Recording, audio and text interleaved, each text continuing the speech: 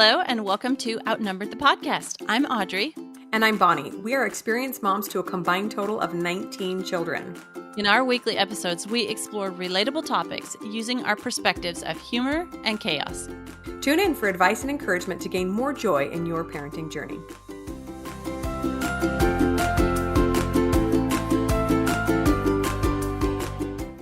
Hey everybody, we're back, and we're going to talk about something today that we think is probably on a lot of people's minds, and that is self-reliance, or depending less on other people for your food, shelter, clothing, and more on what can you produce yourself. But first of all, I have a humor segment. My son was, so I know we keep promising that we're going to do an episode on sensory processing stuff. So one thing that is one of the things that I'm sensitive to is like noises. And when little kids, my boys, always make mouth noises, like they're always making little noises with their mouth. So my toddler was at it one day, and finally I said, could you please just for 5 minutes stop making that noise? I can't handle it anymore right now. And he says, but mommy, those are my little voices. And they're adorable, son, except not right now, because I want to do something harmful to you if you keep Okay, another humorous thing I had to share, you guys. If you do not follow Johnson Files on Instagram, you need to go follow him.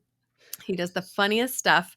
And he recently did a video. What's funny is he's not even a parent yet. He just announced that he and his wife just had a successful IVF transfer, or not just, but they are expecting a baby. But he somehow knows all the parent things to laugh about because he made a music video a little while ago called Watch This, Mom, I think it's called, or Watch Me, Mom. It is so funny. You guys need to go watch it. It's basically a music video all about how moms just settle in to read a book or do something delightful on their own, and a kid comes up and wants to show you something totally inane that you've seen 1,000 times. And my favorite line from the song is, I don't want to see you do something that every human in the world can do. And I don't know how many more times I can say, that's neat. So go do yourself a favor and watch his video on Instagram. So cute. Mm-hmm. I know it. I know. It's so dumb. And you're supposed to be like, wow, you jumped 2 inches in the air. You can hop on one foot. Congratulations. Oh my goodness. We're probably terrible mothers. Anyway. Absolutely. No denying it. Yeah. All right. So what are we going to talk about today? Is self-reliance. So what does it mean to be self-reliant? It means to not be dependent on somebody else for your basic needs, like your food, your shelter, your clothing, or maybe less dependent, like you're able to produce more of your own. Basically, think about growing a garden for going out and picking a salad and eating it. That's kind of pretty self-reliant. We're going to talk about how to be self-reliant in so many different areas. Yes. And let's just pause for a second and talk about what a blessing it is that we don't have to be 100% self-reliant, right? 200 years ago, you basically had to either live real close to a bunch of other people and figure out some sort of bartering trading situation going on, or you made everything yourself. And thank goodness for modern conveniences and grocery stores and the supply chain that we have going on today. We don't have to do all those things. We get to have some free time because somebody else is not only growing our food and putting it in a store, but sometimes delivering it to our doorstep. So what a miraculous world we live in. However, that being said, we very quickly forget just how far removed we are from the production of our goods and food. And that's kind of dangerous as we start to see things happen in the world. Some supply chain failure started in COVID, right? And all of a sudden, you couldn't just go to the store and buy toilet paper. You had to figure something else out. And for some people, that was terrifying because they'd never considered storing their own or using some alternative way of toilet hygiene. I don't know. The economy is a little bit touch and go these days. Financial situation for people is kind of stressful. And then we also just believe that being self-reliant is helpful because it expands our knowledge of things. It helps us to grow and learn and become better people because we know how to do more things. And our family, personally, we just believe in being good stewards over the things that God has given us. He's given us this amazing planet. We need to know how to use it for our benefit and not just rely on other people to give it to us. Yes, absolutely. It's amazing when we can teach our kids skills that they can take into their life or pass on to other people. And if we don't know it, we can learn it right alongside of our kids.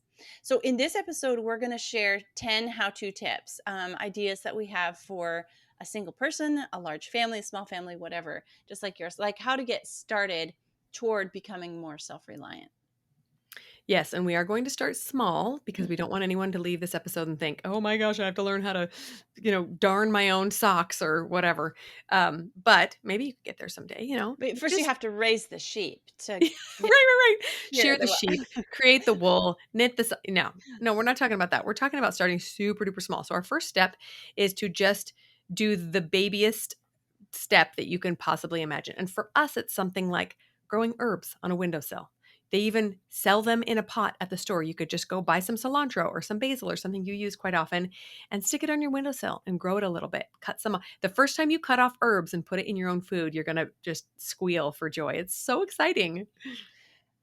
Yeah, that is so true. It's like starting small, and it's a little way that you're going to get addicted. We promise you. Mhm. Because that rush of adrenaline, or that rush, that good feeling when you have made something yourself or produce something yourself, or you're not having to rely on somebody else.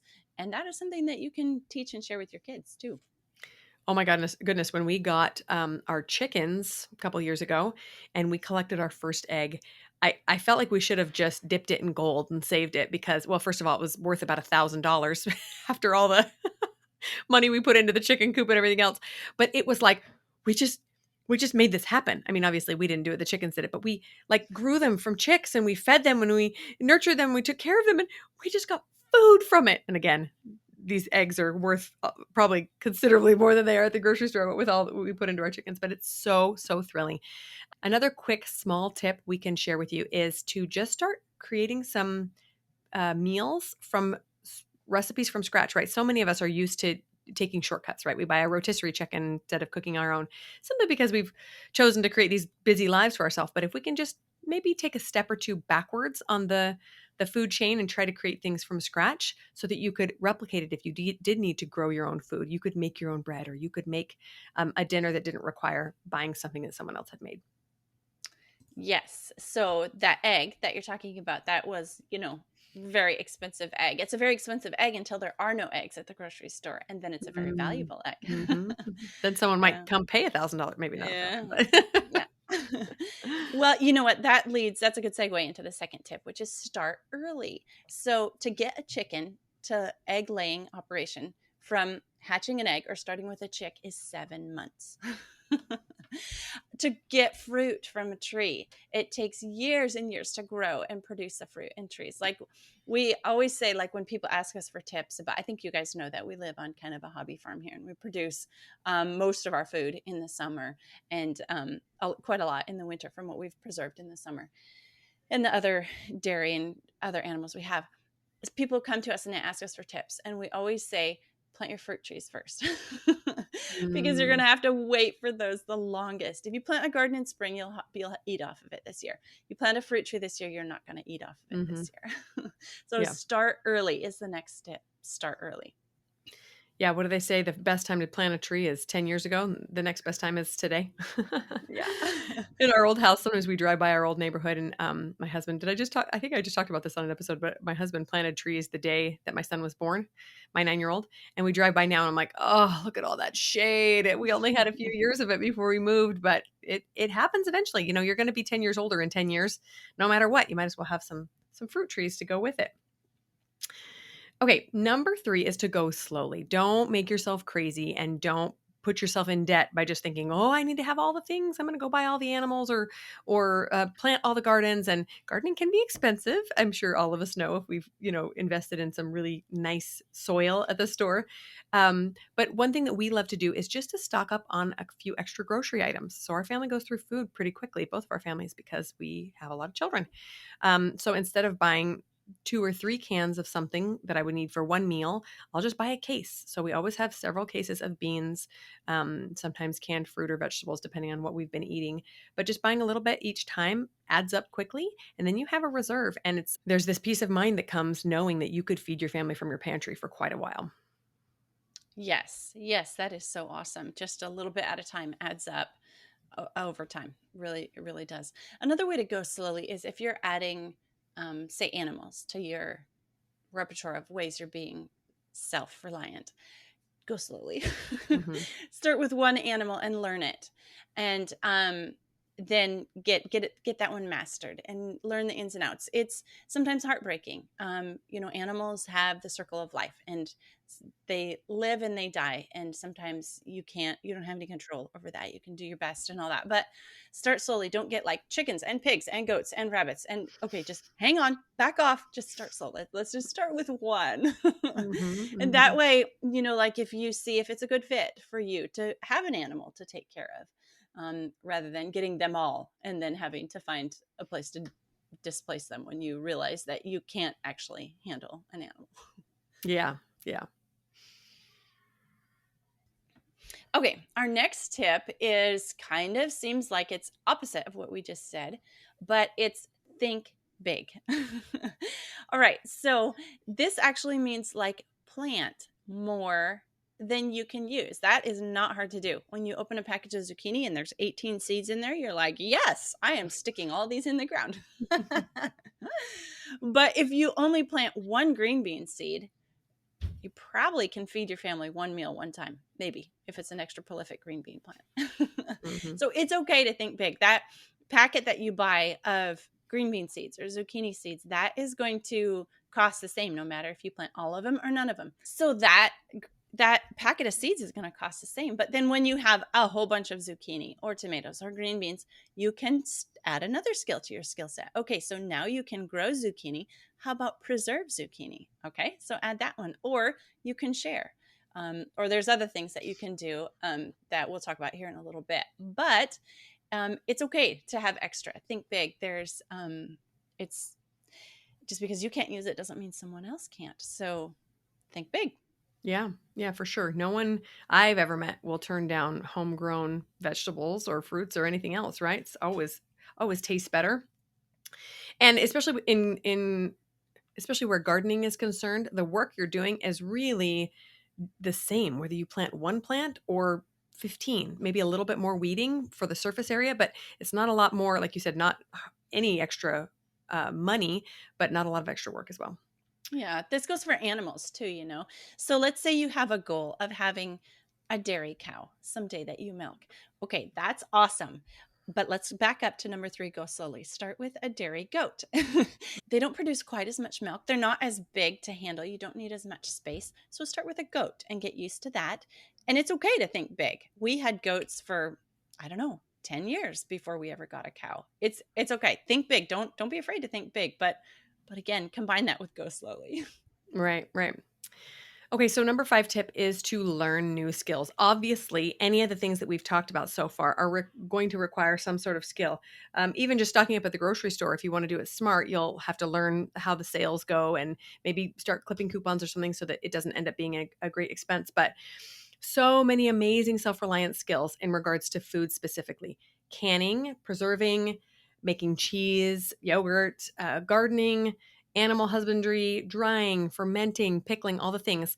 I will just brag on myself for 5 seconds. Audrey inspired me to try some new things. Just a couple weeks ago, I made some yogurt. I made some kefir at home. It was really fun and really exciting. Most of the time, we're just freaked out because we've never tried it before. And what's the worst thing that can happen? You have to throw it down the drain because it doesn't turn out. Big whoop, right? Not a big deal. So just try something. Maybe you're a little bit more into canning or preserving. You've got an awesome bushel of fresh peaches this summer, and you want to try to can some. Delicious. Go for it, right? And if canning makes you nervous, just freeze them for a while until you get the hang of it, or try one can, right? One jar, and then work from there. But so many amazing skills, and not only to teach yourself, but to pass on to your kids and your grandkids as well. Make sure that we continue having generations that know how to care for themselves. Yes, that is so true. And again, this goes back to go slowly and so learn a new skill. So you want to try preserving food. So start exactly what you said, freezing. You don't need much extra equipment to make strawberry freezer jam. Another one is sauerkraut. That is one of the easiest things that you can preserve. Take cabbage, add salt, put it in a jar. Boom. Hmm. Hmm. I mean, let it sit. Yeah, so that is so good. And then then go on to things that require hot water baths. So that would be like fruit, canning fruit. So that doesn't take a pressure canner and extra skill. So again, just work your way into it. It's what I did. And it's so amazing to be able to take something and extend its life by preserving it, and then feed your family off of it too, and then have this amazing skill that you can use. Okay, the next tip is to teach or share your skill with others. How does this make you self-reliant? Well, we'll get to that in a second, but somebody taught me to can, and I'm teaching somebody else to can. I grew up canning with my mom and preserving meat, and my grandma was great at making different sausages and preserving things and that kind of thing. And if you are willing to pass this knowledge on to others, your kids is the one that we've been talking about most, but like your neighbor. So let's say you are teaching your neighbor how to do strawberry freezer jam, they might be like, oh, hey, this reminds me of the time that I did cheese making with my mom. And you'll be like, oh, hey, teach me. Mm-hmm. So when you, it's kind of a mentality or mindset thing. When you start this preserving or this self-reliance thing, you find other people who enjoy that too. And, and they pass their knowledge to you as well. That's right. That's right. And it's a really fun way to make memories too, right? Oh, yeah. Moving on to number 7. So this is what Audrey's talking about. A way that teaching others benefits us is that if we can't make it, we can maybe trade something for it. This is just how the world worked for thousands of years.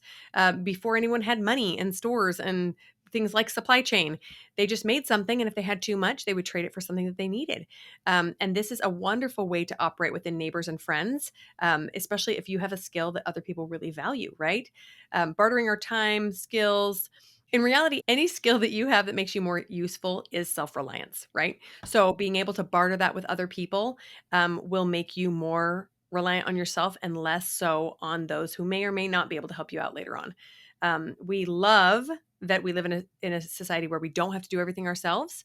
And I don't think there will ever come a time where we will have to, but to even have 3 or 4 skills under our belt that can help subsidize what we already buy from the store can be immensely useful.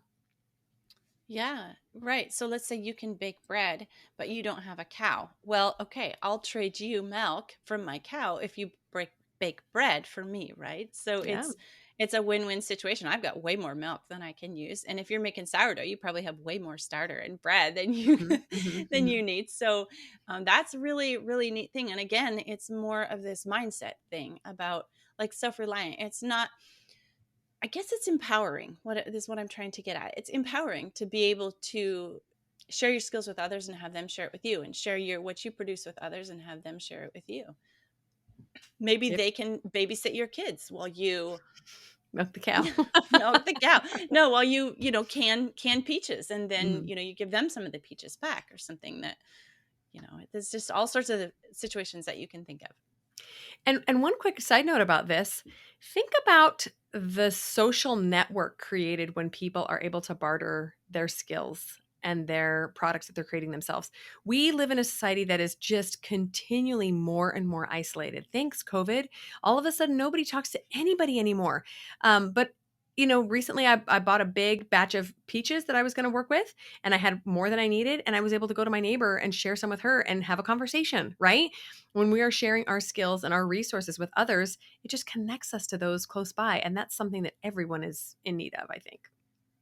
Yeah, here's a really fun example of this. So we planted our fruit trees, but before we had enough apples, we would have a yearly apple cider press party, and everybody would bring the apples off their trees, and we Mm. would throw them all together and combine it and run them through our cider press. We didn't have any apples we were contributing, but we did have a cider press, and we have this big huge Saturday celebration where we just pressed apples and made cider, and everybody took apple cider home, and we got to keep some.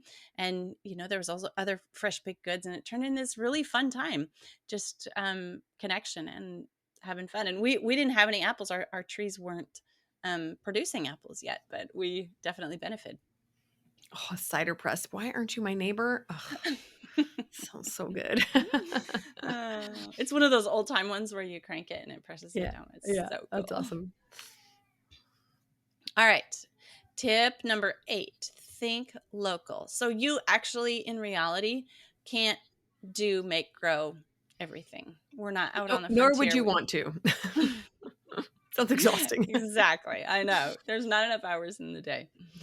So find your local farmers, growers, makers, people who are doing and making and growing things. And that cuts down on the whole supply chain issue. If you have pigs and, I have clothes that I sew, we can barter. I can give you clothes for bacon or whatever, and we can trade, and but it's local. It takes out the, this and that is coming from China or Argentina or whatever, and they're out at the store. So then we're just out. Well, what isn't out in your area? Let's talk about that. Yeah. Okay. For a second, you said, I'll give you clothes for bacon. I'm like, is somebody dressing a pig up? Like, I'm confused about this trade. Just kidding. I would basically give anything for bacon. Okay. Same. What do you want? A child? Here you go. Just give me the bacon. I will not run out of bacon. Oh, so good. Okay. All right. Number 9 is one that we kind of like to talk about. Is it time to talk about sewing, Audrey? Yes. We found place in our self-reliance episode to talk about sewing. You guys, I know sewing is not everyone's cup of tea, but if you have even the slightest desire to learn how to sew, do it. It is the most useful skill I own, hands down. It can't make food, but let me tell you that because it is a skill that requires so much practice and expertise, people are desperate for that skill. And I can guarantee you that if things, crap hits the fan and all of a sudden we can't get food, you will have a useful skill to barter and trade. And even if that never happens, I've saved so much money by just being able to patch my kids' pants or just being able to hem something that, got too short. So now it's a skirt instead of a shorter skirt instead of a maxi. It is just such a useful skill and we love it so much. Here is a very good example of this, that every single sewist felt vindicated in 2020 when there was a mask shortage. And what did we home sewists do? We dove into our enormous stashes and we started sewing masks for people. And some people started selling those. And I'm here to tell you, some people made some really good money because there was no masks and masks were required. So every like the sewing skill was there. Yeah. There was a group of people in my area that got together and sewed. They took orders, not orders. They took requests from the hospitals for the healthcare providers, and they were sewing the masks for the healthcare providers because there wasn't any. And it was pretty amazing. Like, it felt really, really amazing to be able to offer something with this skill that was just kind of a hobby up until that point. So that's not sewing clothes or anything. That's not even diving into making quilts and coats and things, for your family and for your home. That's just like, who would have foreseen that situation coming up, that sewing would be such a useful skill. Yeah. Okay. I think we need to stop talking about sewing now and keep going. Let's not. One side note I wanted to add in here is we've talked about food and clothing, which are 2 essentials, right, for survival. 2 other ones that came to me recently were shelter and also medical care. So those are 2 that are also really, really essential for being self-reliant. Obviously, we can't give each other surgery. I hope no one would be trying that. But little things like, do you have a first aid kit? Do you know how to take care of some basic injuries? I can glue a laceration shut like nobody's business because I've had a lot of them to deal with, and know how to deal with some life-threatening emergencies, at least till other medical care gets there. But the minor stuff, do you know how to take care of minor burns and those sorts of things? Really, really helpful. And then shelter, like, what else can you learn about your own shelter? Can you learn how to patch your own roof or deal with a different leak or a plumbing issue? Especially if these trades become harder to find or, something happens with your shelter. That's a really, really essential skill to have. Yes, that is such a good point. I think we have a whole episode about that idea. And we talked about what was in our medical kits at home and how to take care of our kids. We'll have to link that one in the show notes. But yeah, shelter, definitely. I have one of my kids went through the whole exercise of, I think it's called, I'm not going to remember the name of it, but it's the survival skill where they go out in the woods and they build a shelter from Yeah. everything, the found, it's So something cool. about found. Yeah. Yeah. And he did that. And like, he has this shelter that he built, and it's got like a chimney on it. Like, he went through the whole exercise of making his own clay or mortar or whatever, just because it was Mhm. interesting to him. And that's kind of cool. Another thing that we did was learn what, 1 year for science. My kids were studying plants, and we learned what was edible in our area, what we could eat of the plants that were out there. So that was a pretty cool exercise. Um, There might be one or two cactus we can eat out here, and I think wild javelina if you want your bacon. oh, do you have dandelions? Surely you have dandelions. Oh, yeah, maybe. I don't Yeah, know. It's, yeah. it's kind of a barren wasteland over here. Oh, yeah. But anyway, that's kind of cool to think about. And this is back. Well, so maybe you don't know anything about patching a roof or building a shelter. Well, barter some of your skills that you have for Mhm. that. You can, or even ask somebody to teach you. So Yeah. maybe they're not going to trade. Maybe they're not going to come roof your house for you, but maybe you can go roof a house with them to learn. That kind of thing. There's almost nothing you can't learn on YouTube. Seriously. Again, I probably wouldn't learn electrical work on YouTube, something that could actually kill you if you messed up. But canning, for sure. Growing a garden, milking a cow, anything you want to learn, just Google it and figure it out. Ask a friend. Maybe a friend can come learn with you. You guys can, have some trial and error together. What's the worst that could happen? You break a couple of jars and, have to eat your peaches raw. Bummer. Instead of in a can. It's fine. It's just so exciting to be able to expand your skills and know that you're helping your family, potentially helping your family to survive with these skills. Yeah. Okay, the last tip that we have for you is the biggest overall overarching thing that you can teach your kids is teach them to be producers, not consumers. This is a big concept out there, but like, so if they want something, how do you respond to that?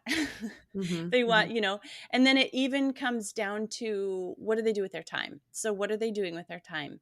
Are they consuming on a device, on a screen? That's a consumer mindset. But how about, what could they do with that time that, like, not that they have to be producing or productive 100% of the time, but what's the ratio there of productive mm-hmm, to consumptive time? mm-hmm. Yeah, absolutely. Absolutely. And that's something that's just so easy to do because we are just bombarded with this fire hose of media, and so easy to just go buy whatever you want, read whatever you want, listen to whatever you want. And it's so much harder to make it ourselves, right? But infinitely more fulfilling. Okay, so once again, don't get overwhelmed by this and think about all the things you're reliant on others for. It's the same the world around. Well, maybe not the world around, but the West for sure. Most of us are reliant about 99.9% on other people. But just get inspired and make one little change, one little thing you've been interested in doing. Maybe you really, really just want to learn how to uh, grow apples because your family is obsessed with eating apples. Well, in 5 years, you're going to have an apple tree because you're going to plant one today, right? Or whatever it is. And like Audrey said, just continue doing it so that years down the road, you look back and go, aren't you so glad that we started, that we, did something that was a little bit uncomfortable and we figured out how to create something that our family needed. Yes. And then ask yourself, what are the things that we use every day? So when we started planting a garden, our my husband said, let's plant ingredients. Let's look at this as if we're planting ingredients. And it's just kind of a different way to think about it. That yeah, what do we actually eat, and how can we produce it ourselves? What are Mhm. our favorite foods? How can we make that happen? So what else can you do to become less dependent, not completely independent, but less dependent on someone or something else for food, shelter, clothing? Like Bonnie and I have both experienced, just going back to sewing for a second, just a second, I promise. But we have both experienced a huge shift in our mindset about fashion and about clothing now that we can produce clothing and we're not reliant on the fashion industry for clothing ourselves or our family. Not that we produce 100% of our clothing, but it's a mindset thing. That leads into my final thought about being self-reliant. Even if the world never gets to a place where you have to be producing these things for your family because you can't get them somewhere else, but as you begin to create things for yourself, you just become a little bit more aware of what's out there and how things are created. So I knew that the grocery store eggs were not the best kind, especially the ones you get in a big box from Walmart that cost like $7. You're like, the yolk is like barely yellow. You're like, I don't know if there's any nutrition in these. But the fact of the matter is, since we started producing our own via these wonderful chickens, we are just so much more aware of what goes into the production of them. And I'm aware that a lot of these commercial chickens are locked into teeny tiny little pens or coops and don't have a great quality of life, which also affects the eggs and the nutrition. So, just like you're saying about clothing, it just makes me more aware. Where is this coming from? Who's making this? Especially when it takes me 3 days to create a dress. How are they churning this out at such a cheap rate? Like what is this affecting? How is this affecting the planet? How is this affecting someone's quality of life? To just kind of open up your eyes to what you're consuming and how makes you just a better earth dweller. Is that the word I'm looking for? No, that is so cute. I love that. A better citizen of planet Earth. There we go. No, I like earth dweller. My final thought here is just maybe a final tip is just surround yourself with people who are more self-reliant than you. So follow somebody on Instagram who makes sourdough bread if you don't, and just watch them. Just start watching them. You're going to be inspired. If you don't have any animals that you raise, follow somebody who has a farm and just watch them. Just watch them. You're going to be inspired, or at least you're going to grow an appreciation for what goes into it. If you don't sew, follow somebody who sews. If you don't know how to build or do home repairs, just touch it. Just reach out and, follow somebody or watch somebody, or, there's 100 ways to start being interested in this kind of thing. So it's just kind of a way to help your kids in the future to shift their mindset from complete 100% consumer to just even start being aware of that things are produced and how they're produced and how much effort and time it takes. And we can have a great influence on the future just by taking a couple small steps. We hope some of these 10 tips have been exciting, inspiring for you and not scary or overwhelming. We just wanted to do this episode because we think more people it's coming to the forefront in people's minds that things are not as available or as affordable as they used to be. And so the knowledge is out there, and we encourage you to go start. Just take one tiny step and see what you find. All right, guys, have a great week. I am Bonnie. And I'm Audrey, and we're Outnumbered. Thanks for listening, friends. Click the link in the show notes to subscribe to our email and never miss another episode. Show us some love by leaving a review on iTunes or sharing the podcast with a friend. Thanks for all your support. We'll talk to you next week.